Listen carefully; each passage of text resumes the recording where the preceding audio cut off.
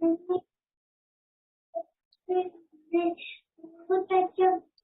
اللہ الرحمن الرحیم الحمد للہ رب العالمین والعاقبۃ للمتقین والصلاۃ والسلام علی رسول النبی الکریم اما بعد فاعوذ باللہ من الشیطان الرجیم بسم اللہ الرحمن الرحیم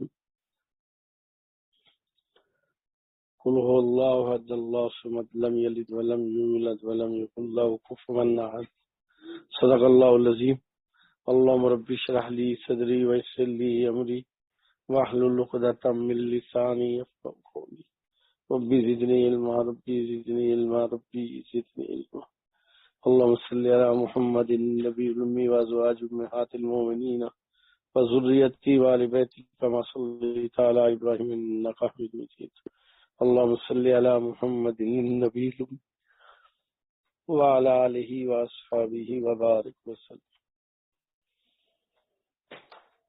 اللہ جل شانہ میں اللہ رب العزت نے دنیا میں مختلف لوگوں کی مختلف ذمہ داریاں لگائیں۔ اللہ رب العزت نے مختلف لوگوں کے اندر مختلف صلاحیتیں پیدا فرمائی ہیں۔ اللہ پاک نے یہ ساری تقسیم خود فرمائی ہے۔ اگر آپ غور کریں، عورتوں کی طرف چلتے ہیں تو بعض عورتیں ہیں جنہیں اللہ نے بہت زیادہ خوبصورتی دی ہوتی ہے، بعض عورتیں ایسی ہوتی ہیں جن کی آواز بہت خوبصورت ہوتی ہے، بعض عورتیں ایسی ہوتی ہیں جن کی قد کاٹ بہت اچھی ہوتی ہے، بعض عورتیں ایسی ہیں جن کی دماغی صلاحیت بہت زیادہ ہوتی ہے، بعض ایسی ہوتی ہیں جن کی خوش اخلاقی بہت اچھی ہوتی ہے، بعض ایسی ہوتی ہیں جن کے اندر فرمانبرداری کا، معاونت کا اور میل جول کا بہت اچھا ایک مزاج ہوتا ہے، بعض ایسی ہوتی ہیں جو لوگوں کے ساتھ معاملت کرنے کی ایک انہیں دھن لگی ہوتی ہے کہ کسی کے کام آ جائیں کسی کے ساتھ۔ اس طرح بعض ایسی ہوتی ہیں کہ جو نیک اعمال میں بہت بھاگنے دوڑنے والی، تلاوت، نوافل، ترتیب، دعائیں، ذکر، اذکار، یہ چیزوں کو بہت لے کے چلنے والی ہوتی ہیں۔ بعض ایسی ہوتی ہیں کہ جن کے اندر دنیا کے ذوق شوق ایسے ہوتے ہیں، کھانے کے، پکانے کے، پینے کے۔ بعض ایسی ہوتی ہیں جنہیں پھرنے پھرانے کا بڑا شوق ہوتا ہے، وہ یہ بھی پہن لیں، یہ بھی کھا لیں، ادھر بھی چلے جائیں، تو یہ مزاج ہوتا ہے۔ بعض ایسی ہوتی ہیں کہ وہ اللہ پاک نے ان کے اندر صلاحیت رکھی ہے تو اولاد کی بہت اچھی تربیت کرتی ہیں، ایسے کہ جیسے حق ہوتا ہے نا، وہ ایک بہترین ماں بنتی ہیں، ایک بہترین بیوی بنتی ہیں، اور وہ ایک بہترین مسلمان بنتی ہیں، اور ایک رسول اللہ کی اچھی بچی بنتی ہیں۔ اسی طرح بعض عورتیں ایسی ہوتی ہیں کہ جو لڑاکن مزاجن جھگڑالو ہوتی ہیں اور بلا وجہ فکریں برپا کرتی ہیں اور بڑی پریشانیاں پیدا کرتی ہیں۔ تو اس طرح اور گننا شروع کروں تو اگلا دن بھی آ جائے۔ تو یہ ساری چیزیں جو میں نے بیان کی ہیں، اور اس کے علاوہ بھی کچھ عورتیں ہیں کہ وہ ادھر کی لگائی بجائی کرتی رہتی ہیں، ایسا ان کا ایک مزاج ہوتا ہے۔ بعض عورتوں کو گانے سننے کا بہت شوق ہوتا ہے۔ اب تو عورتوں کو کرکٹ کے میچ دیکھنے کا کتنا شوق ہوتا ہے کہ ساری ساری رات لگا دیتے ہیں کرکٹ کے میچ دیکھنے میں، اور اب تو عورتیں اسٹیڈیم میں بھی بھرا ہوتا ہے عورتوں سے۔ تو یہ بھی ایک بدنصیبی کی ترتیب ہے۔ اسی طرح بعض عورتیں بازاروں میں بلا وجہ گھومتی پھرتی ہیں، لینا کم ہوتا ہے، پھرنا زیادہ ہوتا ہے، تو یہ بھی عادات ہے نا۔ تو بھئی جو اس چیزوں کو دیکھے، اس میں جو صفات ہے جو اعلیٰ درجے کی ہیں، جس سے دنیا اور آخرت کی بات بنتی ہے، وہ تو اپنانے کی کوشش کرے، اور ایسی چیز جو دنیا کی ذلت، دنیا کی رسوائی، پریشانی، شرمندگی اور آخرت اور قبر کی تباہی کا ذریعہ بنے، ان سے بچنا ہے۔ یہ اصل بات ہے۔ ہمارے سامنے ہر چیز موجود ہے، دو رستے ہیں، ایک رستہ جنت کی طرف جا رہا ہے اور ایک رستہ جہنم کی طرف جا رہا ہے۔ اب ہمارے ہاتھ میں گاڑی بھی دے دی گئی، اس کے اندر پیٹرول بھی ہے۔ اب ہماری مرضی ہے کہ ہم جنت کے راستے پہ چڑھ جائیں جس کی منزل رسول اللہ صلی اللہ علیہ وسلم کا ساتھ ہے، اور ہماری مرضی ہے کہ ہم جہنم کے راستے میں چلے جائیں جس میں ساتھی ہمارا شیطان ہے۔ تو بھی یہ چیز جو ہے نا، ہمیں دنیا میں فیصلہ کرنے کا اور یہ چلنے کا ہمارے اندر ہمیں اختیار دے دیا گیا نا۔ دیکھیے، اگر آپ نیکی کرنا چاہتے ہیں تو اللہ کی مدد ضرور آتی ہے، اللہ آپ کے لیے رستے کھولتے ہیں، اور اگر آپ برائی کرنا چاہتے ہیں تو اس کے باوجود کہ آپ چاہتے ہیں اللہ روکنے کے، پھر بھی بندوبست پیدا فرما دیتے ہیں۔ کہ آدمی کسی طرح برائی سے بچ جائے، مگر اس کے باوجود آدمی برائی میں مبتلا ہوتا ہے تو اس کی بدنصیبی پہ بدنصیبی ہے۔ تو دیکھیں جی، ایک بچی جب اس کی شادی نہیں ہوئی تو وہ اس کی ذمہ داریوں میں اپنے ماں باپ کی خدمت کا کرنا، گھر کے ماں کی معاونت کرنا، والد کے ساتھ معاونت کرنا، بہنوں بھائیوں کے ساتھ معاونت کرنا، رشتہ داروں کے ساتھ اچھے سنت کے مطابق رہتے ہوئے شرعی پردے کی ترتیب کے ساتھ تعلق کو قائم رکھنا۔ اور جب اس کی شادی ہو جائے تو شادی ہونے کے بعد اب اس کا گھر سسرال ہے۔ ہمارے ہاں جو طلاقوں کی ایوریج چل رہی ہے وہ اس لیے چل رہی ہے کہ عورت چلی جاتی تو سسرال میں ہے، لیکن ذہنی طور پہ اپنے ماں کے گھر میں ہوتی ہے، وہ ماں کے مشورے کے بغیر کچھ کرتی نہیں، اور پھر ریموٹ کنٹرول کے نقصانات ہوتے ہیں، فتنے برپا ہوتے ہیں۔ تو جب اس کی شادی ہو تو جسمانی طور پہ گئی ہے تو وہ روحانی اور جسمانی اور نفسیاتی اور دماغی طور پہ بھی اسے وہاں ہونا چاہیے۔ اب اس کی ماں وہ ہے، اس کے باپ وہ ہے، اور اس کا وہ گھر ہے، اس کا خامد ہے۔ اللہ اور اللہ کے رسول کے بعد سب سے بڑا درجہ خامد کا ہوتا ہے۔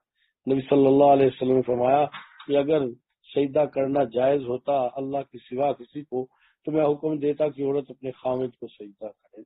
تو اس اعتبار سے اب اس کا گھر بنانا یہ اس کی ذمہ داری ہے، اس گھر میں اچھی اپنی ترتیب کو رکھنا، ان کے ساتھ تعلق رکھنا، ان کی عزت اور بھرم کو رکھنا، یہ عورت کی ذمہ داری ہے۔ اور جتنی اس میں کرے گی اللہ دنیا بھی بنائے گا، عزت بھی دے گا اور آخرت بھی بنے گی۔ آتا ہے کہ جو عورت اللہ کا حکم نبی صلی اللہ علیہ اعمال کے ساتھ اپنے خامد کی خدمت کرتی ہے، اس کو ناراض نہیں کرتی، اس کے ساتھ معاملت کرتی ہے،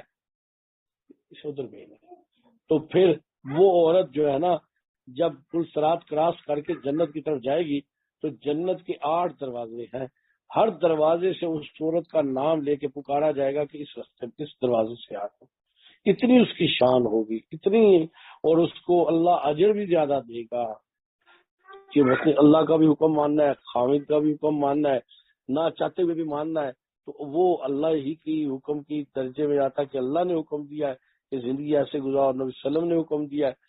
تو اس اعتبار سے پھر جب بچے ہو جائیں تو اب اس کی ذمہ داری ایک اور ہو گئی، یہ نہیں ہے کہ اب بچے ہو گیا تو خامد کی ذمہ داری اور پھر گھر کے کام کاج سے بھی آزاد ہو گیا، جی میرے بچے ہو گیا میں تو بچے ہی سنبھالوں اور کوئی کام نہیں کر سکتی، تو اس طرح تو دنیا کا کام نہیں چل سکتا، ایسے تو نہیں ہو سکتا، بلکہ یہ ساری ایک ذمہ داری اللہ نے اس پہ اور ڈال دیا ہے۔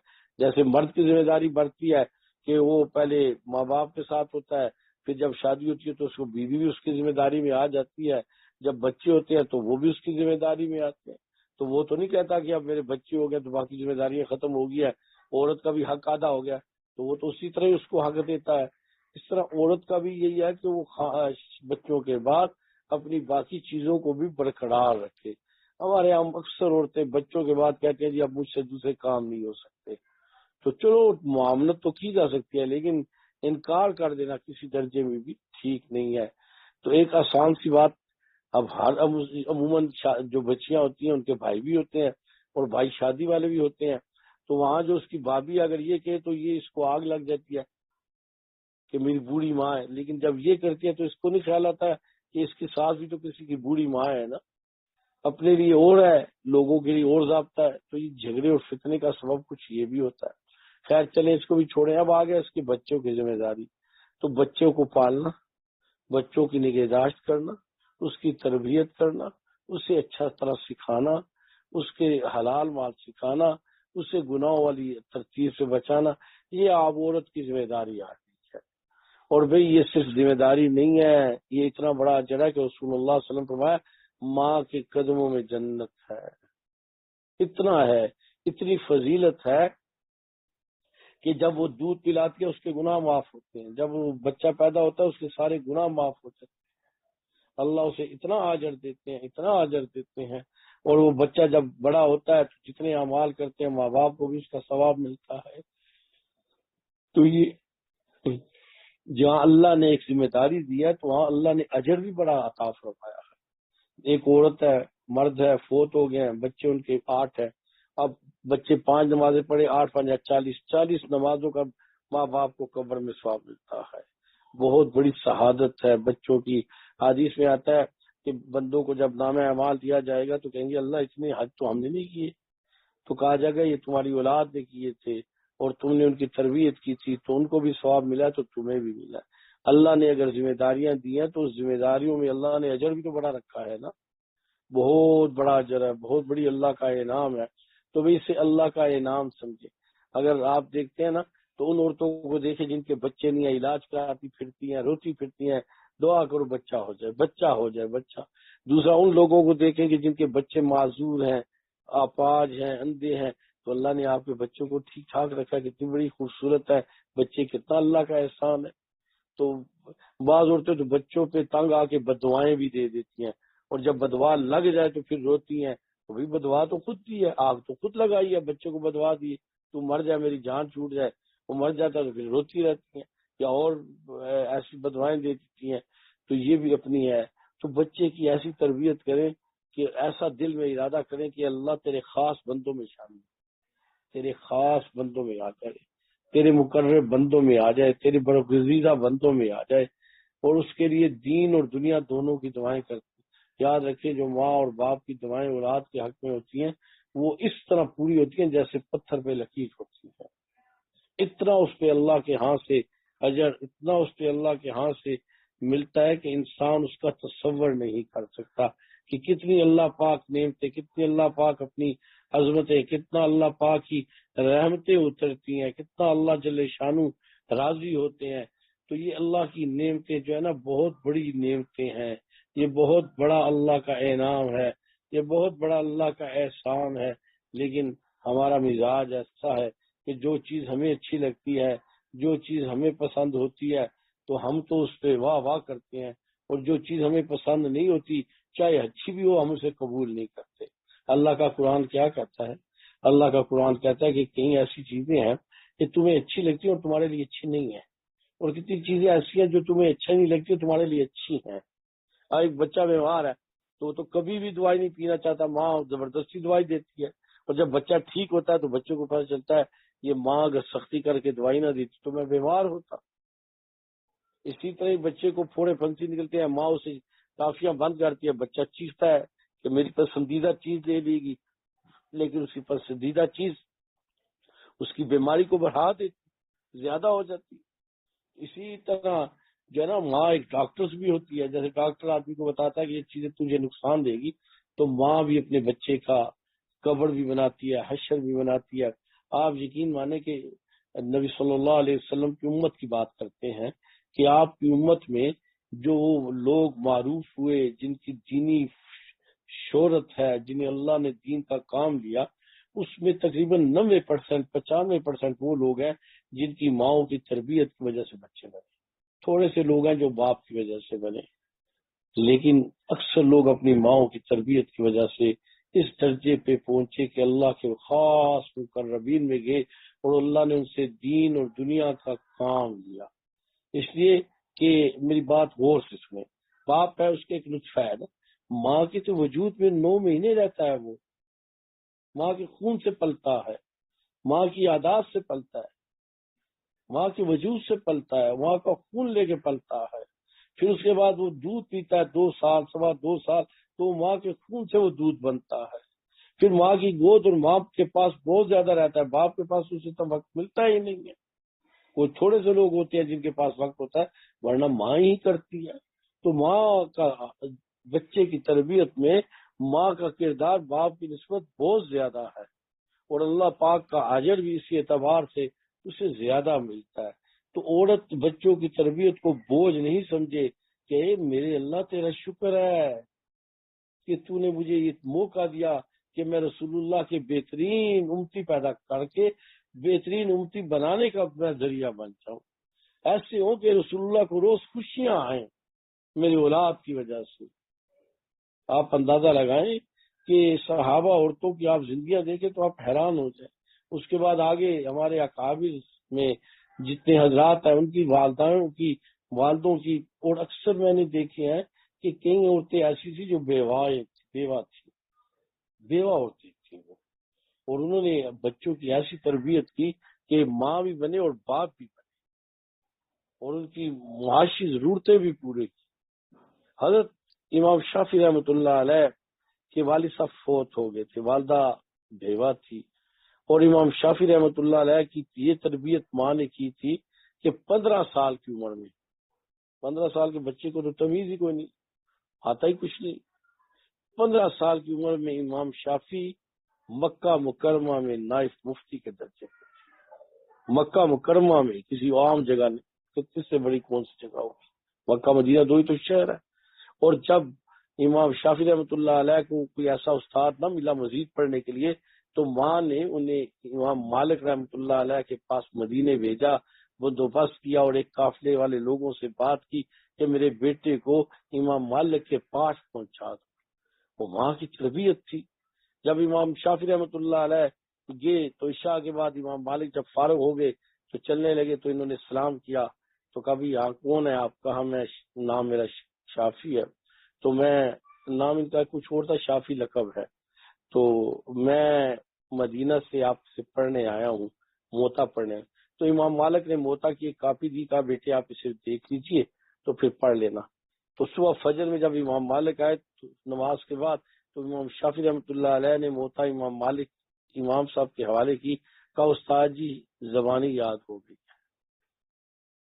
رات کو ملی، صبح فجر میں کہا استاد جی، امام مالک نے مختلف جگہوں سے ٹیسٹ دیا تو وہ ساری زبانی یاد تھی۔ امام مالک کو اندازہ ہوگا یہ بچہ کوئی عام لوگوں کی طرح نہیں ہے۔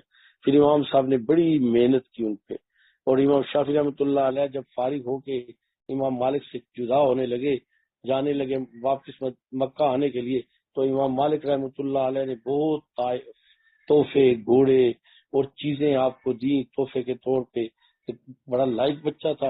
اور پھر امام مالک رحمۃ اللہ علیہ مدینے سے باہر تو نہیں آتے تھے، جہاں وہ ایک میدان تھا مدینے کی بارے میں کہا جائے 2 میدانوں والی زمین نا، تو وہ میدان تھا، تو اس میدان تک امام مالک رحمۃ اللہ علیہ امام شافعی رحمۃ اللہ علیہ کو چھوڑنے آئے تھے۔ اور اس کے بعد امام شافعی رحمۃ اللہ علیہ جب مکہ میں پہنچے تو اطلاع ملی کہ ایک قافلہ آ رہا ہے، تو اس میں امام شافعی بھی ہیں۔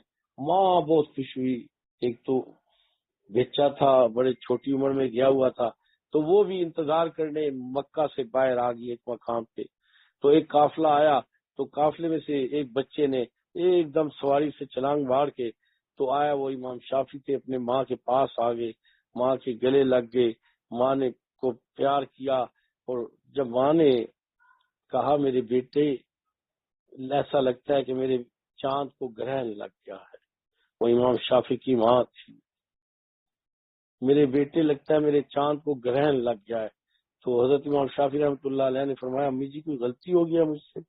فرمایا میں نے تجھے تو دین کا علم سکھانے کے لیے بھیجا تھا، تو دنیا لے کے آ گیا ہے۔ ہماری تو بچوں سے امیدیں ہی دنیا کی، دین کی تو امیدیں ہی نہیں ہے۔ بڑی بڑی دیندار عورتیں بھی وہ ہوتی ہے میرا بچہ ایسا بن جائے، اتنا ہو جائے، یہ ہو جائے، یہ نہیں کہ ایسا ہو کہ کل میدان محشر میں جانے لگے، اللہ فرمائے تو نے اکیلے نہیں جانا، جس جس طرف انگلی کرے گا سب کو اپنے ساتھ لے کے جائے گا۔ یہ ماں کیوں نہیں تمنا کرتی؟ لیکن ماؤں کی تمنائیں آج دنیا کے ساتھ ہے، میرا بچہ ایسا ہو، اس کی دنیا ایسا، اس کا مکان ایسا، اس کی گاڑی، اچھی بات ہے، ہو جائے اچھی بات ہے، لیکن یہ بھی تو نا کہ کل میدان محشر میں بچے کی وجہ سے کی اس کے ماں باپ کو بھی بلایا جائے، اتنی شان ہو۔ تو امام شافعی رحمۃ اللہ نے فرمایا اماں کی غلطی ہو گئی، فرمایا میں نے تجھے دین سیکھنے کے لیے بھیجا تھا، دنیا تو لے کے آ گیا۔ امام شافعی نے وہیں کھڑے کھڑے سب کچھ اللہ کے راہ میں دے دیا۔ تو امام شافعی رحمۃ اللہ علیہ کی ماں نے کہا الحمدللہ میرے چاند کا گرہن ختم ہو گیا۔ امت نے دیکھا کہ وہ امام شافعی کون بنا اور کیا بنا، تو بھی آگے دین کا کیا کام کیا گیا۔ آج 1300 سال ہو گئے ہیں، تو اس شخص کا نام کتنا بلندیوں پہ ہے، وہ ماں نے بنایا۔ شیخ عبد القادر جیلانی کو ماں نے بنایا، اور اتنے کتنے حضرات ہیں، مختار کاکی رحمۃ اللہ علیہ کو ماں نے بنایا، بہت حضرات ہیں، وہ تعداد میں حضرات ہیں کہ جنہیں ماں کی خدمت نے وہ بنایا کہ امت دیکھتی رہ گئی کہ کیسے عظیم شخص ہے، اور جنہوں نے بگاڑا وہ ماں نے ہی بگاڑا۔ ایک دفعہ ایک جج بیٹھا ہوا تھا تو وہ مجرم آتے تھے، کیس آتا تھا، تو ایک مجرم کو ہتھکڑیاں لگی آئے تو جج نے جب مجرم کی طرف دیکھا تو جج کا رنگ اڑ گیا، اور مجرم نے جج کو دیکھا تو وہ بھی پریشان ہو گیا، تو وہ جج اپنی سیٹ سے اٹھ کے چلا گیا اور اپنے کمرے میں چلا گیا. اس کے عدالت کے ساتھ جج کا کمرہ ہوتا ہے، وہاں جا کے کہا کہ جو مجرم ہے نا اس کو میرے پاس لایا جائے. جب وہ جج تھا تو مجرم کو لایا جائے تو جج نے اسے جب آیا اس کے کمرے میں جج کھڑا ہو گیا، اسے گلے لگا کے رونا شروع کر دیا. تو کہا بھائی تجھے کیا ہو گیا ہے؟ خالہ کا بیٹا تھا، یہ کیا ہوا ہے؟ تجھے ہتھکڑیاں لگی ہیں، چوری کے کیس میں ہے. تو اس نے جواب دیا ہے میرے بھائی تیری ماں نے تجھے جج بنایا اور میری ماں نے مجھے مجرم چور بنایا ہے. اس نے کہا تیری ماں نے کیسے تجھے بنایا؟ اس نے کہا بھائی مجھے یاد ہے ایک دفعہ ایک جگہ دعوت پہ گئے تھے اور آپ وہاں سے ایک چیز اٹھا لائے تھے، آپ گھر میں آئے تو آپ کی ماں نے دیکھ لی، آپ کی ماں نے آپ کی پٹائی کی اور آپ کو اسی وقت واپس لے کے ان کے گھر میں کہا میرے بچہ اٹھا کے لے گیا تھا، یہ آپ کی امانت ہے، میں اسے ساتھ لائی ہوں کہ آندہ یہ کام نہ کرے. اور ایک جگہ سے میں اٹھا کے لے آیا تو میں نے ماں کو پتا تھا، میری ماں چپ کر گئی، وہ آئے کہ یہ بچہ تو نہیں لے گیا، اور میری ماں نے جھوٹ بولا نہیں لے گیا. میری ماں نے مجھے آج ہی مجرم بنا دیا ہے. ہمارا ہر کام، ہماری ہر بات یا تو بچے کو جج بنا رہی ہے، انہیں مومن بنا رہی ہے، انہیں اللہ کا ولی بنا رہی ہے، یا انہیں چور چکا بدماش اور بدکار بنا رہی ہے. کتنی دفعہ بچے جھوٹ بول دیتے ہیں، کتنی بچے غلط کام کرتے ہیں اور ماں کے علم میں ہوتا ہے وہ باپ کو بھی نہیں بتاتی اور بچوں کو مہلت دے کے تباہ کر دیتی ہے. کتنی ایسی جگہوں میں ماں بچے کو سپورٹ کرتی ہے اور بچہ ہمیشہ کے لیے تباہ بن جاتا ہے. کتنی دفعہ بچہ اپنے پھوپھیوں سے، چاچاؤں سے اور رشتہ داروں سے ایسی بدتمیزی بد اخلاقی سے بات کرتا ہے اور ماں گول کر دیتی ہے. پتہ اس دن چلتا ہے جب وہ اپنی ماں اور باپ سے بچہ بدتمیز کرتا ہے، اس لیے کہ اب اس کی عادت میں پڑ گیا ہوا ہے. بگاڑا تو اس کے ماں باپ نہیں ہے نا، بگاڑا تو اس کی ماں نہیں ہے نا. جس کے مزاج میں خرابی آئے گی آج وہ لوگوں کے ساتھ کرے گا، بعد میں اپنی ماں باپ کے ساتھ بھی کرے گا، اس لیے کہ اس کے مزاج میں آ گیا اور یہ تو خود بیج بویا ہے، یہ تو اس کے اوپر درخت لگ گیا ہے. تو وہی گزارش ہے ہر قدم یا تو بچے کی بگاڑ کا ذریعہ ہوگا یا بچے کے بننے کا ذریعہ ہوگا. دوائیں بھی کرنی ہے اور دواؤں کے ساتھ عملی طور پہ اپنے گھر کا ماحول ایک نمونہ بننا ہے. دیکھیں باغ ہے نا، تو باغ اتنی آسانی سے نہیں بنتا، پہلے صفائیاں کی جاتی ہیں، پھر زمین قابل بنائی جاتی ہے، بیج لگایا جاتا ہے، جب کونپلیں نکلتی ہیں تو ان کی کتنی حفاظت ہوتی ہے کہ کوئی چیز خراب نہ کر دے، انہیں گرمی سردی سے بچایا جاتا ہے. جب اور بڑے ہوتے ہیں تو وہ گرنے لگتے ہیں وہ ٹہنی، تو اس کو باندھ دیا جاتا ہے. یہی وجہ ہے کہ جنگل کے درخت سیدھے نہیں ہوتے تو انہیں کوئی نگہداشت نہیں کرتا، جہاں ہوتے ہیں ٹیڑھے تو ٹیڑھے ہی آگے بڑھ جاتے، سخت ہوتے ہیں. اب کاٹے تو جا سکتے ہیں، سیدھے نہیں ہوتے، لیکن جو گھروں کے درخت ہوتے ہیں وہ سیدھے ہوتے ہیں کہ ان کو مالی یا نگہباشت کرنے والا ساتھ ساتھ سیدھا کرتا ہے اور کسی چیز کے ساتھ باندھ کے سیدھا بنا دیتا ہے.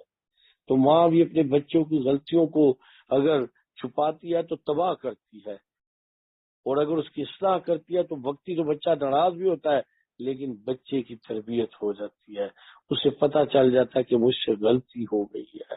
تو بھئی ہم نے اپنے بچوں کی تربیت کرنی ہے، بگاڑ نہیں بننا. کتنے ایسے ماں اور باپ ہیں جو بچے کو غلط سپورٹ کرتے رہے، بچہ کر وارداتی بن گیا. میں نے خود دیکھا ایک فیملی کا میرے سامنے کا ہے، بچہ بد اخلاق اور بدتمیز تھا اور گلے پڑ جاتا تھا تو وہ کور کرتے تھے. وہ بچہ قاتل بن گیا اور میں نے 15 سال جیل میں رہا، بڑا پیسہ دے کے جیل سے نکلے. تو یہ کس نے بنایا تھا؟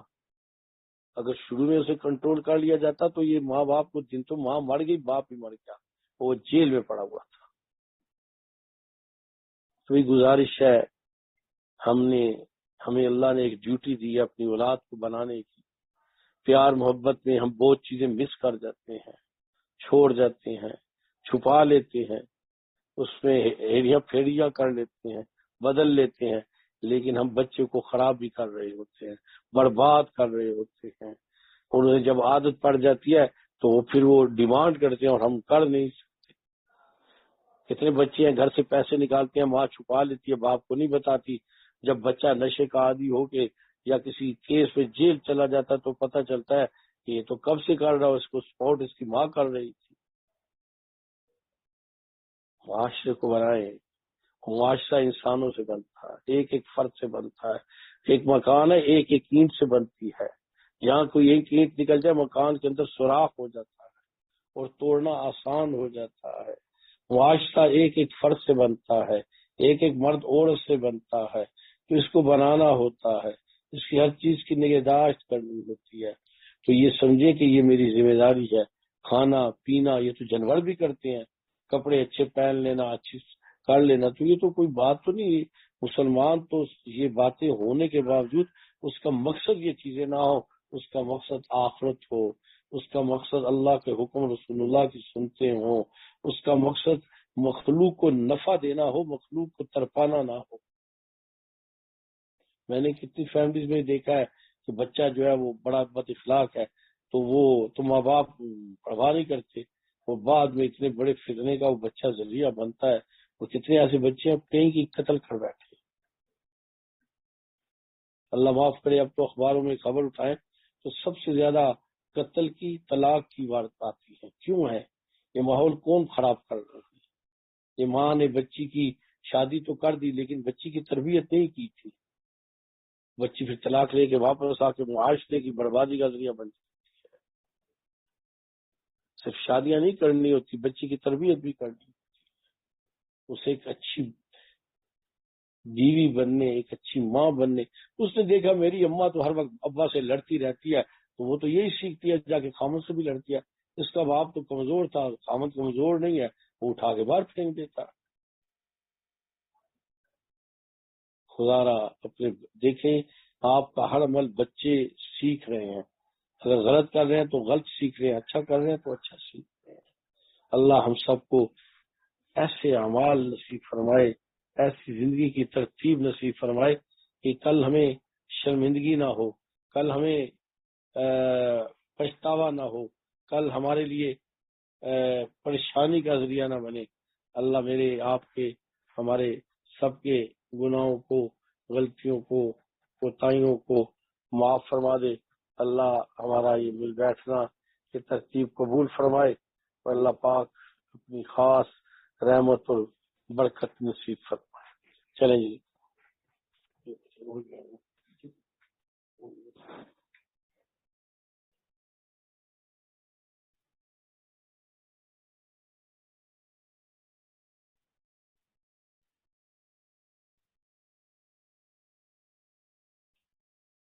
رب العالمین.